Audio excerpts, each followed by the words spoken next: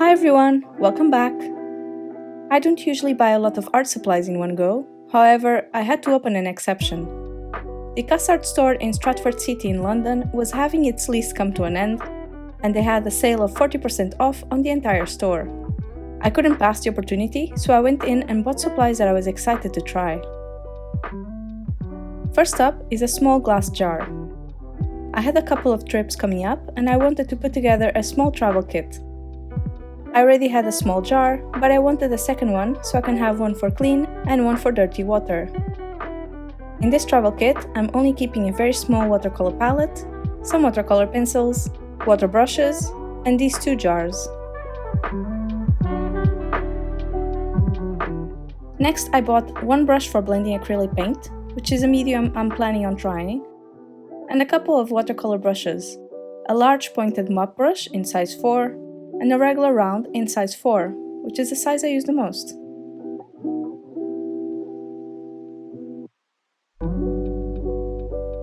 I've had my eyes on the Winsor&Newton drawing inks for years.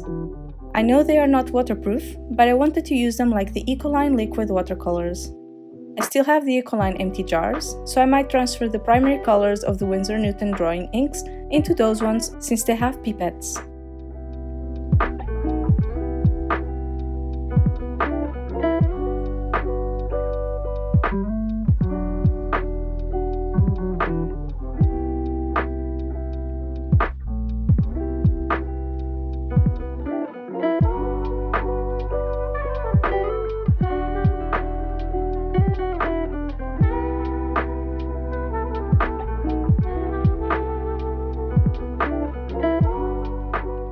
I also grabbed a roll of masking tape. I usually get mine at the hardware store, but I wonder if the ones from the art stores are any better. Next, I grabbed the CassArt Professional Watercolor Travel Set. This is actually the second time I bought this set, and the first one I bought was secondhand, so it was super cheap. With my first set, it was also the first time trying out professional watercolors, and it was love at first swatch.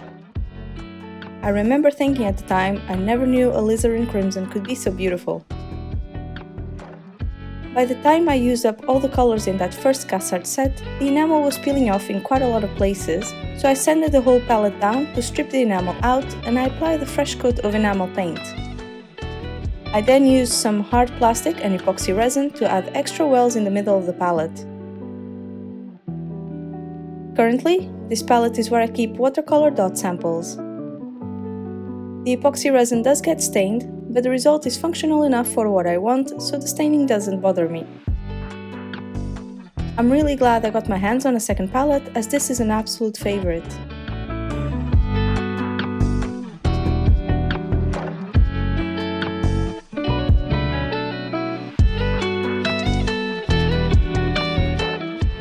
I also got myself another Khadi Papers Sketchbook. I love the big square soft cover one with rough paper, but I never tried their smooth paper. This sketchbook also has hard covers, which makes it perfect for travel.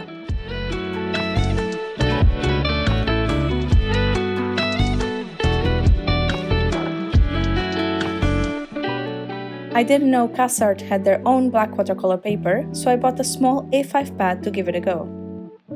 So far, I've tried the Van Gogh black watercolor paper, but I found it to have a very obvious texture that I disliked. This one looks very smooth, so I can't wait to try it out. Back on the CassArt watercolors, I really wanted to try their half-pan watercolor sets. They had both their 24 and their 36 half-pan sets in store, and I was torn on which one to get. I love the medium-sized metal palettes that hold 24 half-pans, but I couldn't pass on getting the bigger palette with 36 half-pans for two reasons. One, I love the watercolors from CassArt. I think they are very rich and beautiful, but unfortunately, I hate their tube versions. Their tube formulations are not honey-based, but for some reason, they never dry in the pans for me. Portability is the #1 thing I need in a watercolor palette, so having them run out of the pans if I accidentally leave the palette sideways for more than a couple of hours is a big no for me. I'm really hoping that these are just as good as their tube watercolors. And the second reason is, if you take a closer look at the medium-sized palette I showed, you can see by the palette chart that I can actually fit 37.5 pans in it. This palette and its tray are from the brand Medine, so in the future I'll transfer these watercolors into a similar sized palette. So the bigger size of the 36.5 pan palette is actually not a problem. And lastly, from CassArt, I bought a huge watercolor paper pad from Winsor&Newton. This pad is A4 sized, 300 GSM and has 50 sheets. That was all I got from the CassArt store.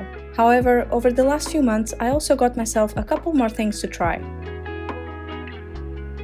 First is a set of Giotto poster paint / gouache paint. These paints are what children in Portugal use at school. I haven't owned these for over 10 years and I'm curious about trying them. I don't have great expectations for them, but they were incredibly cheap and I actually got them for the nostalgia feels. Second is a HIMI gouache set. I know these are jelly gouache, which is a different texture than the professional gouache I'm used to, but I see so many artists on Instagram use them that I've had my eyes on them for such a long time. HIMI finally has twin cup sets, meaning you get double the colors for the same size of a palette and half of the quantity for each color, and I finally got it on the last Amazon Prime Day sale. Lastly, I got something that kind of scares me. I've been meaning to put my art on products for quite some time, but for that I need to learn how to digitize it. From what I searched, I had two options. Either get myself an iPad and learn to use Procreate, or get the one by Wacom, which is a super affordable drawing tablet. I bought mine for £25, which is a steal when compared to an iPad. Honestly, an iPad feels like it would be more useful as it is more portable and more intuitive as it resembles a display drawing tablet, but I didn't want to invest in one before knowing how to digitize my art on the laptop. An iPad would also be more suitable for digital drawing, which is not something I know how to do yet, and therefore can't know for sure if I would enjoy it. Perhaps an investment for the future.